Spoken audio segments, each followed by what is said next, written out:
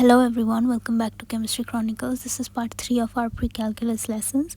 Our topic for today is vertical asymptote and horizontal asymptote of a function. Let's learn how to find the vertical asymptote of a function. To find the vertical asymptote of a function, we will put the denominator equals 0 and solve for x.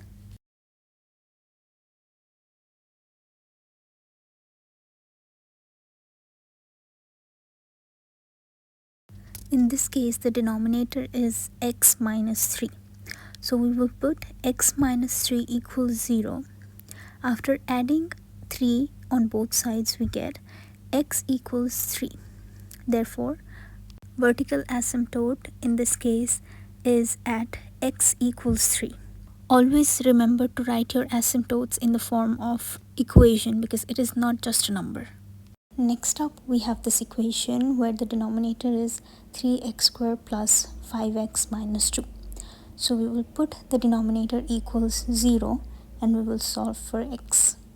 Here it is a quadratic equation, so I am factorizing it to simplify it. Since the degree of the leading term is 2, therefore in this case we will have two vertical asymptotes. Now take each factor equals 0 and solve for x. At first I am taking 3x minus 1 equals 0.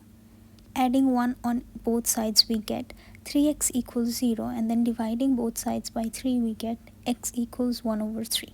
Now I will take x plus 2 equals 0.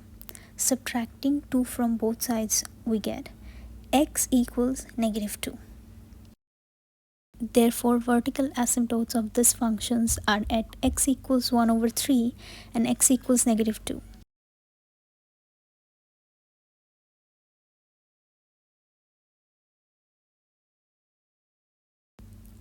Let's try to solve this one now.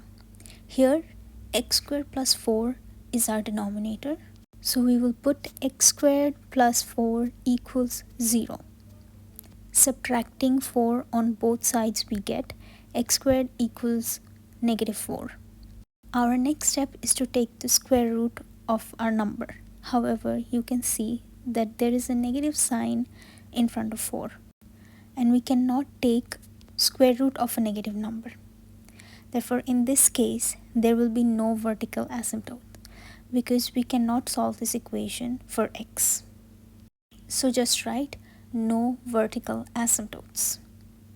Now we will learn how to find the horizontal asymptote of a function. There are 3 rules to find this. I will solve 3 examples to explain each rule. Let's have a look at this example.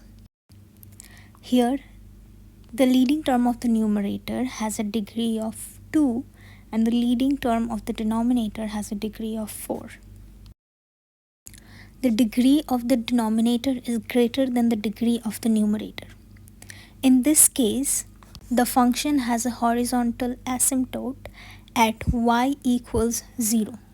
So remember, when the degree of the denominator is greater than the degree of the numerator, all the time the function will have a horizontal asymptote at y equals 0.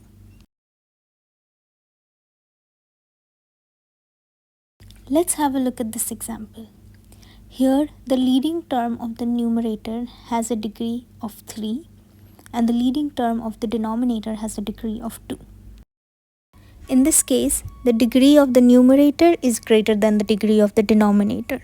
So when the degree of the numerator is greater than the degree of a denominator of a function, the function does not have any horizontal asymptote.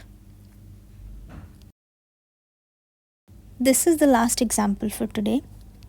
Here we can see that the leading terms of both numerator and denominator have the same degree. When the degree of the numerator is equal to the degree of the denominator of the leading terms of the numerator and denominator, horizontal asymptote is the coefficient of the leading terms. In this case, 8 over 2 is the coefficient of the leading terms. So horizontal asymptote will be at 8 over 2. We will simplify by cancellation and we get 4 over 1, which is equal to 4. Therefore, horizontal asymptote is at y equals 4. that was all. Thank you for watching.